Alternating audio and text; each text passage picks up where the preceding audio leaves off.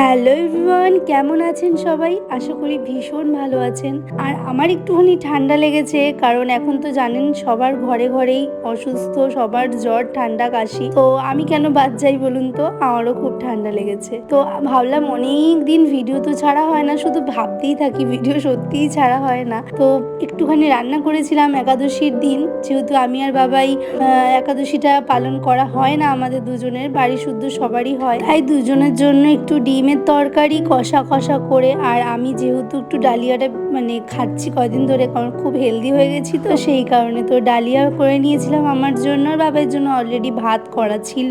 আর এইদিকে আমি একটু আলু উচ্ছে ভেজে নিয়েছিলাম। তো দেখুন, আমার রান্নাবাড়ি হওয়ার পর ঘরে এসে দেখি অজস্র বৃষ্টি, তখন তো ঝিরিঝিরি বৃষ্টি হচ্ছিলই। তো এই বৃষ্টির সময় আমার গাছগুলো ভালো মজা নিচ্ছে। একদিন না আমার গাছের ফুলগুলো তোমাদের সবাইকে দেখাবো। তো চলুন আজকের মতো বাই, সবাই ভালো থাকবেন, সুস্থ থাকবেন।